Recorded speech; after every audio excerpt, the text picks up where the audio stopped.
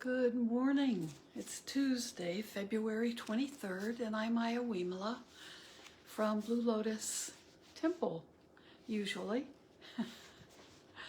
That's the temple I've been with for since the time I first became, since a few years before I took my first ordination. So that always feels like home, whether I'm operating out of my own little apartment or doing things through them. I wanted to start today with a beautiful, we're finishing up our book by Pema Chodron, Welcoming the Unwelcome. And we'll have one more class in 2 weeks. We had a class yesterday. And what we'll do at our last class is kind of wrap up with any thoughts anyone has that they haven't had a chance to mention or emphasize, and then we will pick the next book. I think most everyone wants to continue, so please feel free to join us, and whether you've been in the group before or whether it's the first time, you can certainly still have an opinion about another book to read, and we're very open to whatever. But in one of the last chapters, which is called Mission Impossible, which is, living. Here's the quote at the beginning of the chapter. Instead of seeing it as futile or depressing, we can see the limitlessness of the job ahead of us as a source of continual inspiration. That's wonderful. And the first thing she mentions in this chapter is also a traditional, it's just a 4-line, almost like a mantra, but it would be something, she says she likes to begin by asking everyone to recite these lines with her. And Todd Nielsen told us this is a very typical, with the Tibetan teachers he knows on the Tibetan path, they would either begin or end their talks with this, and usually in Tibetan. But I think the English is fine, and I'd like to use it because I think it's beautiful. It reminds me of Shantideva's The Way of the Bodhisattva, and my wish that I often read and that we use at the temple is the same kind of a different kind of condensation of the entire bodhisattva path. And Pema Chodron talks about bodhicitta, which just means that awakening heart and heart-mind. So it's that awakening that eventually leads to liberation. And part of that is also that caring for others, caring for ourselves, that entire kind of give and take that we need to have in the world to be truly happy. So I'd like to start with that. I haven't memorized it yet. May bodhicitta, precious and sublime, arise where it has not yet come to be. And where it has arisen, may it never fail, but grow and flourish ever more and more. It's lovely. And then she says these lines summarize the entire bodhisattva path. The journey we undertake to awaken our hearts and minds so that we can be of greater and greater benefit to others. And we also need to include we're of greater benefit to ourselves. And that's what allows us to be of benefit to others. And these good thoughts, we need to have these good thoughts out in the world, that kind of energy. So, and whether you want to take the bodhisattva path or not, the bodhicitta is that concept of that heart awakening. So that's just a beautiful expression of our intention. So, this is another one of Ashin Tejaniya's books. I look back on my records and I saw that they send the books for free, but if you want to make a donation, you can. And these books are fine, fine books of Dhamma and talking about important topics and very readable. So it's well worth a donation to have these in your library. And most of them are these are essentially the kinds of books you can just open and spend a few minutes if you want to, or just enjoy sitting with it. You could just keep going from, every few pages is a new topic. So you can read them individually or just enjoy a whole handful of them. So I thought I would open it to something random and then share it.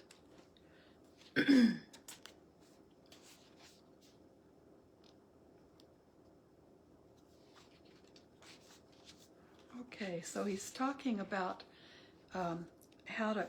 what is mindfulness meditation, which can be an extremely broad topic. Excuse me, my throat's froggy today.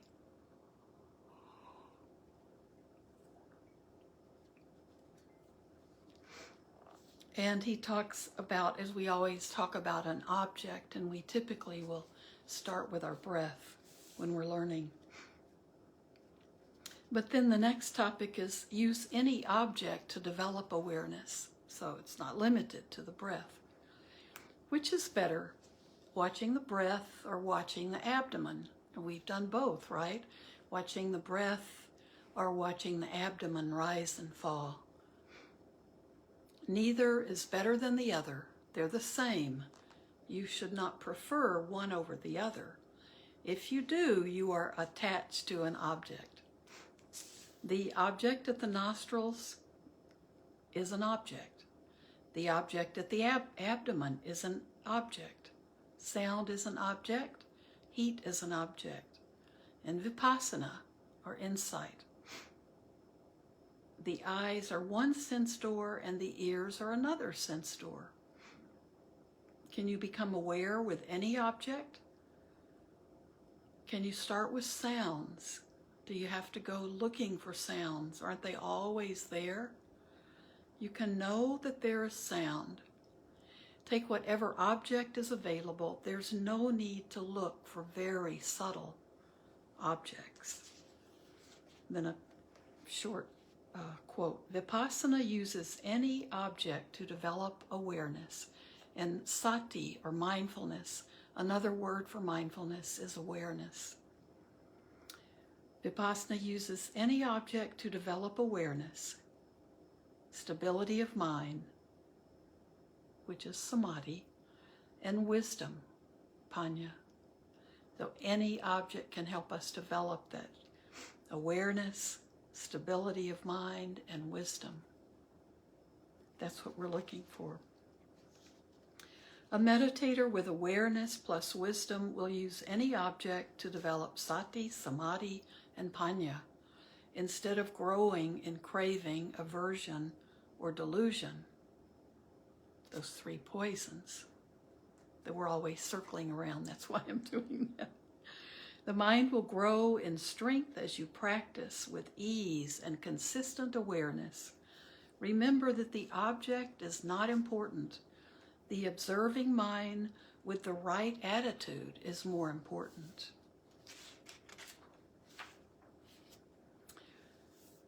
The mind has to be alert and interested. Dhamma practice is mind work, which means the mind has to have awareness. It also has to be alert and interested in studying itself. But because of our habitual tendency to pay more attention to what is happening out there, we often, very often, forget to check ourselves. That is why we have to keep asking and reminding ourselves in order to maintain awareness. Momentum comes from practicing moment by moment. We want the kind of mindfulness that keeps going without a break, so that we eventually have a natural momentum of awareness. Using a simile, we don't want the type of fire that burns in a flash. We want a long-lasting fire from durable materials like wood or coal. Maybe not coal.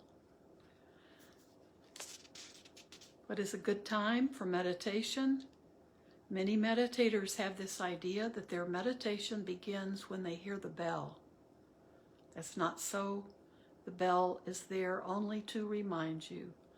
The right time to practice is from the time you wake up in the morning to the time you go to bed at night. When you wake up in the morning, excuse me, when you wake up in the morning, check yourself. Is the mind clear? Does it feel refreshed? Is it still sleepy? You wake up, but you want to continue sleeping. Is that difficult to know? Can you know all these? You just have to ask yourself. So that's beginning our practice. You are practicing to know the mind and body. Let whatever happens, happen. It is not important. The mind's work is to know and acknowledge, which can happen in any posture or activity. Sitting on the cushion does not necessarily mean you are practicing. Some yogis sit and fall asleep while others sit and daydream away. Is this considered meditation?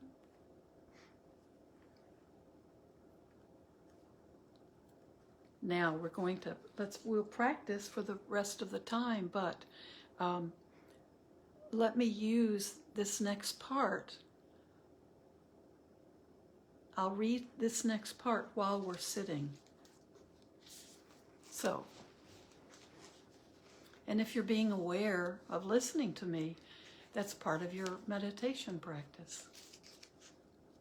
Or whatever we're aware of becomes our meditation, right? So if we're aware of daydreaming, do we want our daydreams to be our meditation? Probably not. And I love I was just kind of struck. I loved what he says in this pair. What is a good time for meditation? He says, you are practicing to know the mind and body. Let whatever happens, happen. It is not important.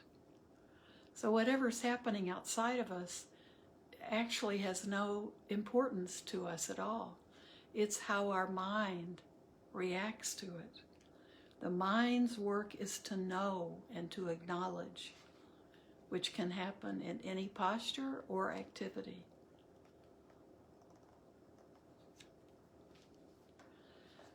Okay, so let's sit, and I'm going to use his words just to put some questions out to help you with awareness. Let's see how this does.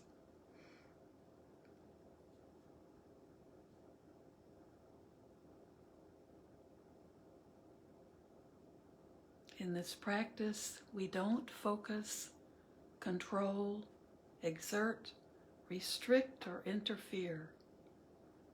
These actions are motivated by defilements like craving, aversion, or delusion. So now just keep, right now as we begin, find your posture and be aware of your body breathing. We have very often used a lot of wrong effort to get what we wanted, or tended to exert a lot of energy to get rid of something. We've also done things blindly when we weren't sure what to do. With this practice, you just wait and watch with intelligence. What can you know naturally while you are sitting? You are not focusing or looking at any special object. You are aware, and now you observe yourself. Are you aware that you are seated? What is happening in your body? What can you know naturally?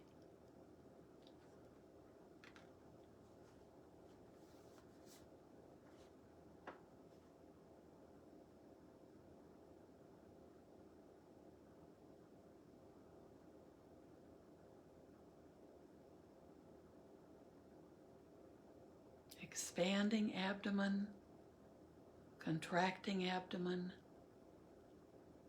heat, sounds, smells. Are you aware of your palms touching? Aren't your arms tired?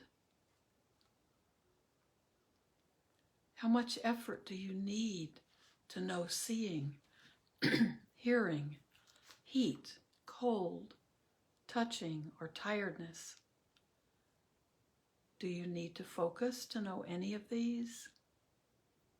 Is that tiring or difficult? See how easy observing is? Would it be tiring to practice like this all day?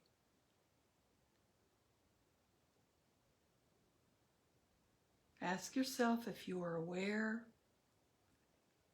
and then begin the sitting or walking meditation. It is the nature of the mind to naturally take up the object it wants, and will know as much as it is able to know.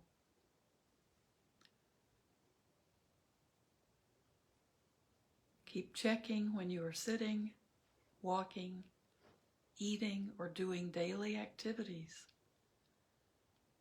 The mind can know what it wants, can't it? This knowing naturally is easier on you. Trying to find the object you want,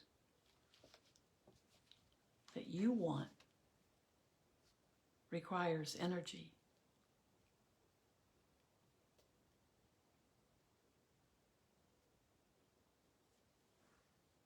Now, stay in your meditation. I'm just going to read what seems to be appropriate to think about or to just let settle in as you're sitting with your object. Remember that awareness alone is not enough. There has to be wisdom present in the awareness.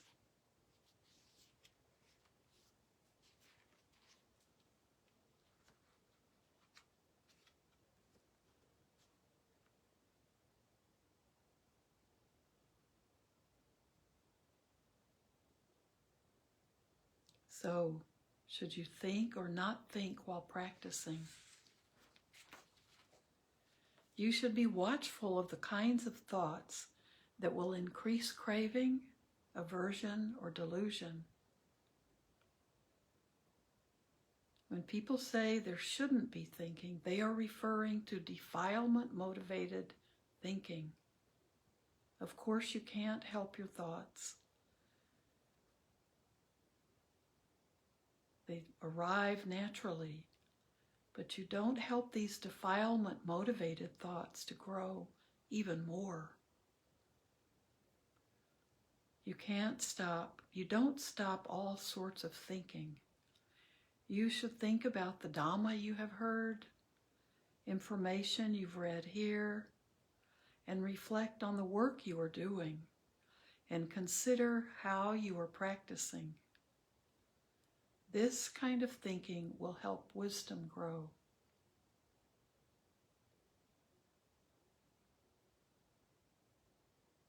This information I'm reading right now will be working in the mind when you are practicing, and you use the theory along with your own intelligence to work skillfully with the situation at hand, utilizing the good qualities of the mind, our mindfulness, effort, wisdom, and applying intelligence is the work of mindfulness meditation.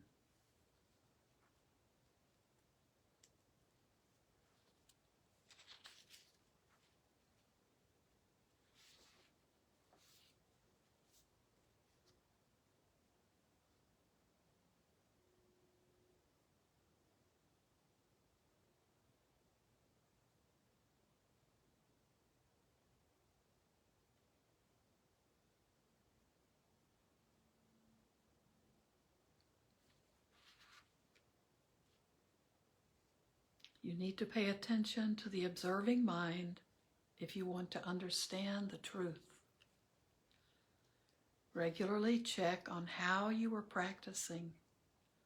Your wisdom, can wisdom arise in the presence of craving, aversion, or delusion in the observing mind? What attitude is the mind practicing with? Check your attitude regularly. Don't be fixated on experiences. They will rise according to their nature, and they only serve to keep the awareness. A wise yogi uses the six sense objects to develop awareness, stability of mind, and wisdom. For those who are not so mature, the same objects will only increase craving, aversion, and delusion.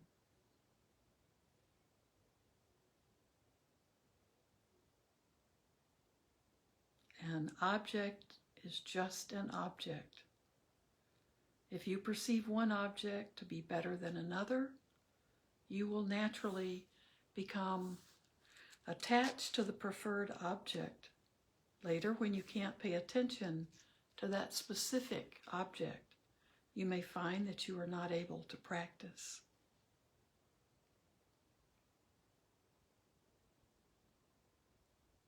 Believing that an object is good is really delusion at work.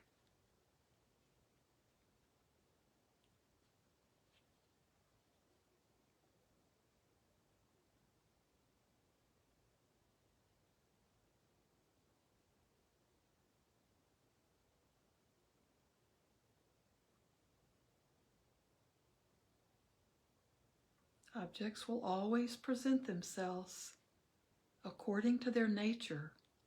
Your work is to develop awareness. You are not trying to change anything that is happening, but you are working to strengthen and improve the mind that is not yet strong in awareness. Right now, there's little stability of mind, wisdom is weak, effort feeble, and faith lacking. Meditation is the work of cultivating and strengthening the spiritual faculties of mindfulness, concentration, effort, faith, and wisdom.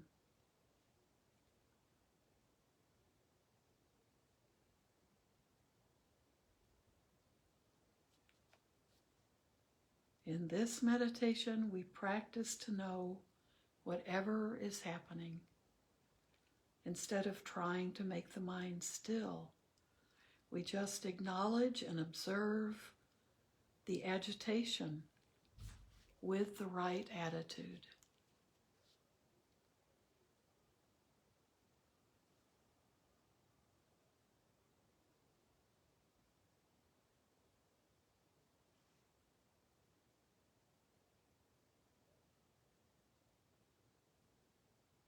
Because we want to learn about the nature of the mind and objects. We don't work and try to calm the mind down or try to remove objects. We don't interfere or control, but we observe because we want to understand the mind and objects in their natural state as they are happening. This is right view.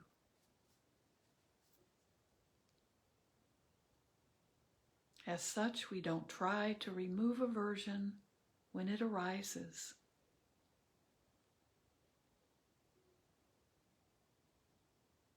We are not trying to get rid of aversion. As soon as we try to push aversion away, there is more aversion. Aversion is always negative, having the quality of pushing something away. We are observing aversion because we want to know its true nature. This is what it means to meditate.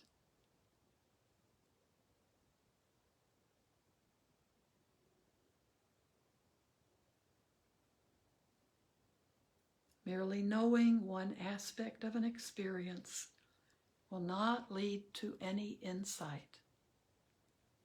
The data is still incomplete and wisdom is still weak.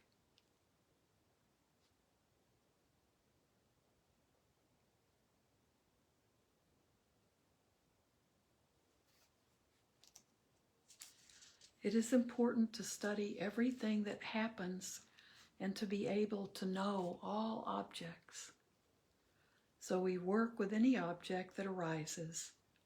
There is no need to create experience or to keep our attention on one particular object.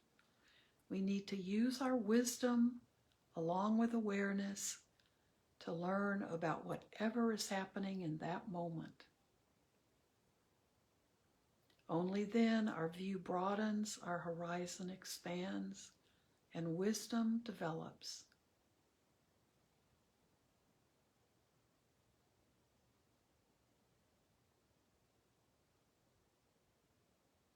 Or watch out for craving that can arise subtly in the form of attachment for or aversion to objects.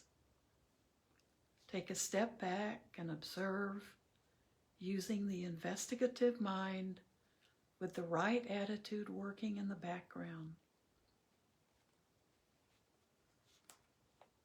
And here are the questions that you can have. What is happening? Is what is happening good or bad? Is it really good or bad? Is it right or wrong? Why is it happening? Because you want to understand what is happening, you observe and investigate with intelligence.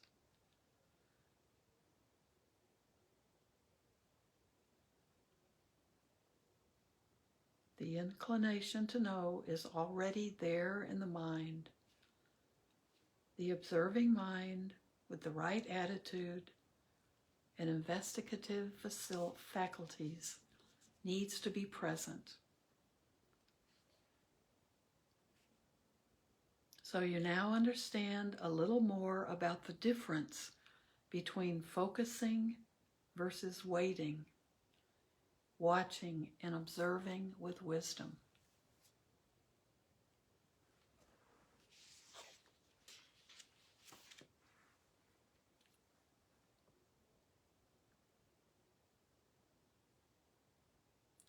So we have to end for today. Thank you. I hope that the last section for our meditation with me reading his process and suggestions for meditation, I hope that didn't interfere in your practice. I hope it allowed you to sit with those things and see how you can integrate that into your own practice. Make everything is possible as an object. Anything that comes into us through our senses. And like he says, we don't have to go out and look for anything. this work. We work with whatever is there already for us to just be with, to observe, to investigate. So thank you all so much. I'll see you Thursday. Take care. Be very safe.